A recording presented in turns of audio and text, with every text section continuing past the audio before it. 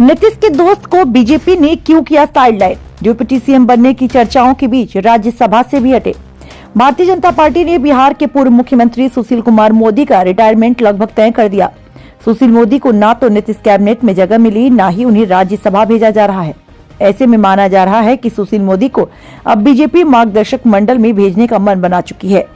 खबरों में विस्तार से बताएंगे, मगर उससे पहले आप सभी से गुजारिश है, अगर आप चैनल पर नए हैं तो अभी सब्सक्राइब कर लें, खबरों को लाइक और शेयर करें। भारतीय जनता पार्टी इन दिनों नए प्रयोग कर एक युवा नेतृत्व का प्लेटफॉर्म बना रही है। यह प्रयोग देश स्तर पर हो रहा है और बिहार भी कोई अपवाद नहीं है। बिहार के संदर्भ में बीजेपी अभी 2025 विधानसभा चुनाव के मद्देनजर युवा और अनुभवी नेतृत्व को मौका देने की रणनीति पर काम कर रही है। इस प्लेटफॉर्म पर सुशील मोदी जैसे नेताओं के लिए सक्रिय राजनीति में कोई जगह नहीं है। बीजेपी ने बुजुर्ग और अनुभवी बीजेपी नेताओं के लिए मार्गदर्शन मंडल बनाया है। राज्यसभा में सुशील मोदी को नहीं भेजने के पीछे एक तरह से उनके मार्गदर्शन मंडल में भेजने की तैयारी कर चुके हैं। आइए जानते हैं क्यों बीजेपी नेतृत्व सुशील मोदी को मार्गदर्शन मंडल में भेजने की तैयारी कर रही है। दिलचस्प यह है कि पिछले महीने बिहार में दोबारा एनडीए की सरकार बनने के दौरान मीडिया में खबरें चल रही थीं कि सुशील कुमार मोदी एक बार फिर से डिप्टी सीएम बन सकते हैं, लेकिन इसी बीच उनका राज्यसभा का भी कार्यकाल समाप्त हो गया। एनडीए की सरकार में नीतीश कुमार के सबसे करीबी नेता में सुशील मोदी का नाम शुमार किया जाता रहा।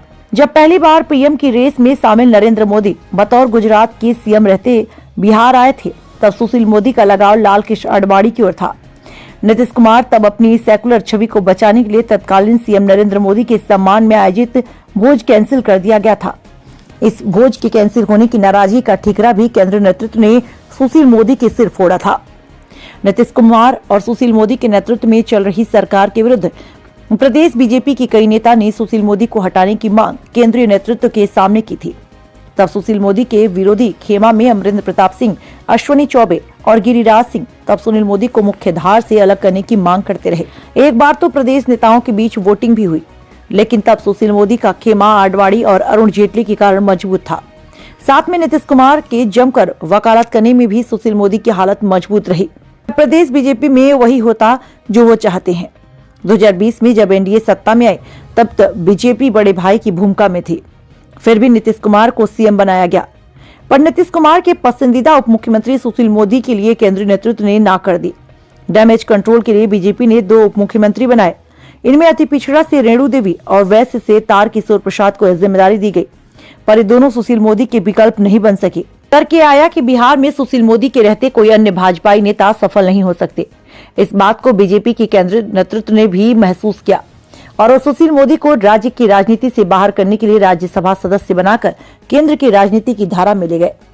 इतना तो तय है कि बीजेपी का केंद्रीय नेतृत्व सुशील मोदी को राज्य की राजनीति की मुख्य धारा से अलग रखेगी, लेकिन उनकी प्रतिभा का इस्तेमाल करते उन्हें राज्यपाल या फिर संगठन की जिम्मेदारी दी जा सकती है।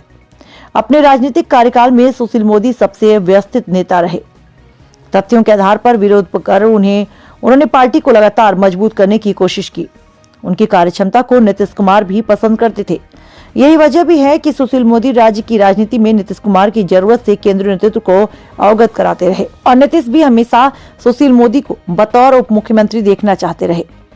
वरिष्ठ पत्रकार प्रवीण बागी का मानना है कि सुशील मोदी को राज्यसभा में नहीं भेजे जाने का एक कारण तो उनकी उम्र है, पर दूसरा कारण उनके नीतीश कुमार से करीबी भी होना है।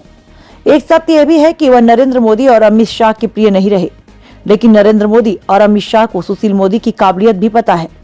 ऐसा लगता है उन्हें हाशिए पर नहीं रखा जाएगा। संगठन का काम दिया जा सकता है, प्रशिक्षण के कार्यक्रम में भी उनका उपयोग हो सकता है।